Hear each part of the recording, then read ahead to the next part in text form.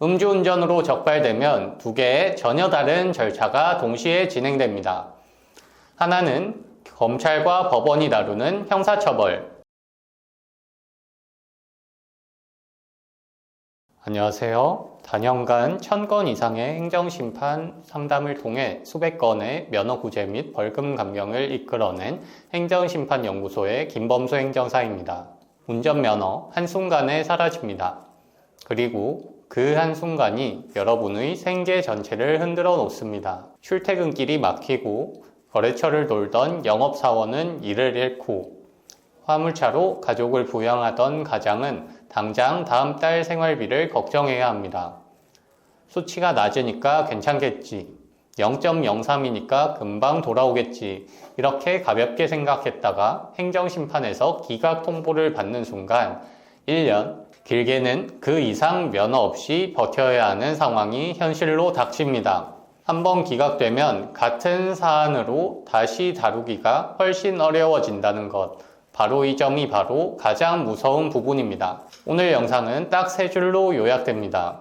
첫째, 음주 수치가 낮다고 해서 면허구제가 보장되는 것은 절대 아닙니다. 둘째, 행정심판의 승패를 가르는 건 수치가 아니라 입증 자료와 구성입니다. 셋째, 형사처벌과 행정처분은 완전히 별개의 절차이며 면허를 지키려면 행정심판이라는 별도의 길을 제대로 준비해야 합니다. 자, 그럼 본격적으로 들어가 보겠습니다. 가장 먼저 바로잡아야 할 오해부터 짚겠습니다. 많은 분들이 혈중 알코올 농도 0.03에서 0.08 사이, 즉 가장 낮은 구간에 걸리면 이 정도면 봐주지 않겠나라고 생각하십니다. 하지만 행정처분의 세계는 그렇게 단순하지 않습니다.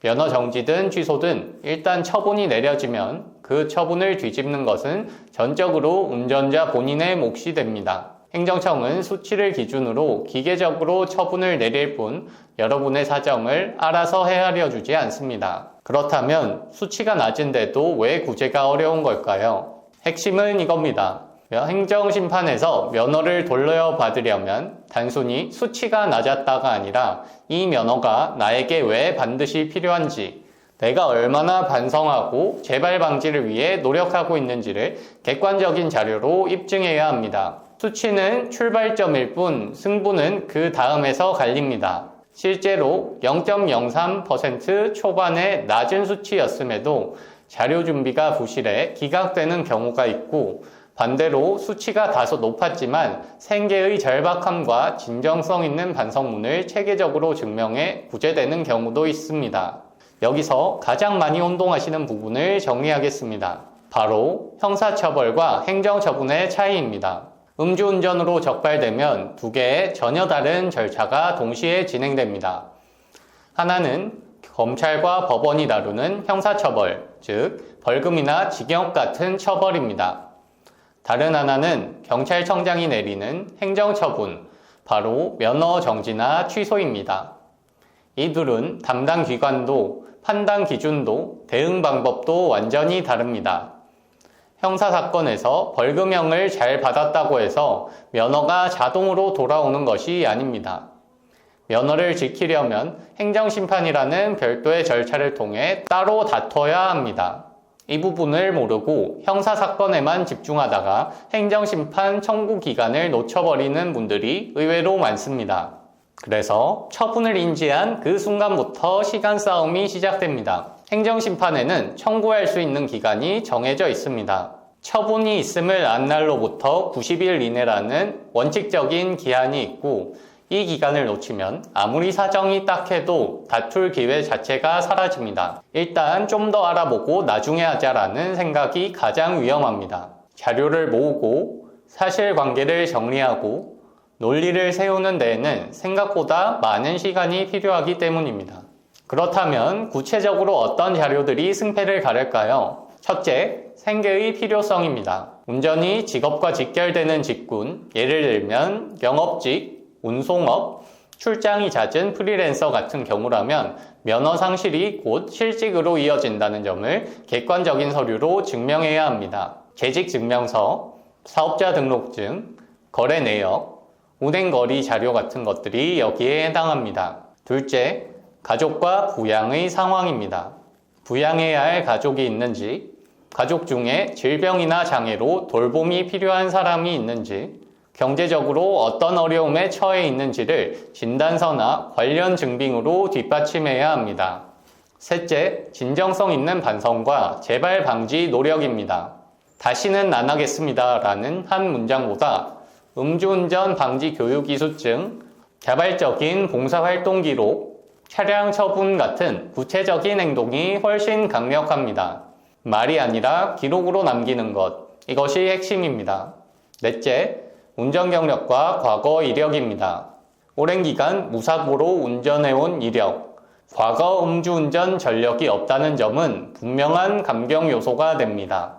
다만 이런 사실들도 그냥 말로 하는 것이 아니라 사건의 전체 흐름 속에서 설득력 있게 배치되어야 합니다.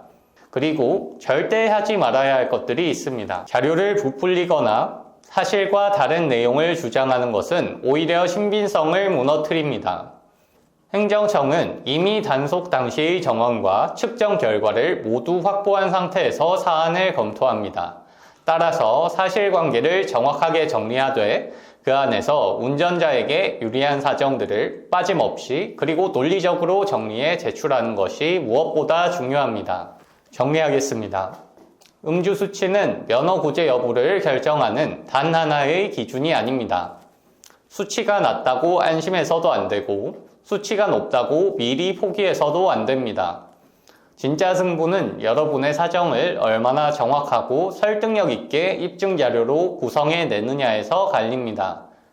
그리고 그 준비는 처분을 인지한 그 순간부터 정해진 기간 안에 시작되어야 합니다. 바로 이 지점에서 저희 행정심판연구소가 함께합니다. 저는 단연간 1000건 이상의 행정심판 상담을 진행하며 수백 건의 면허 구제와 벌금 감경을 직접 이끌어냈습니다. 저희는 단순히 서류를 대신 써드리는 곳이 아닙니다. 의뢰인 한 분 한 분의 사건 경위를 면밀히 분석하고 어떤 자료가 결정적인 역할을 할지 판단하며 사실관계서부터 진정서, 탄원서, 반성문까지 사건의 흐름에 맞춰 하나의 설득력 있는 이야기로 구성해 드립니다. 수치만 보고 섣불리 판단하지 마십시오. 여러분의 면허에는 생계, 가족, 그리고 일상이 걸려 있습니다. 막막하고 어디서부터 손대야 할지 모르겠다면 지금 바로 행정심판연구소로 문의해 주십시오. 처분을 인지한 지금 이 순간이 면허를 지킬 수 있는 가장 빠르고 확실한 출발점입니다. 면허 구제에 혼자 고민하지 마시고 저 김범수 행정사와 함께 차근차근 준비해 나가시길 바랍니다. 감사합니다.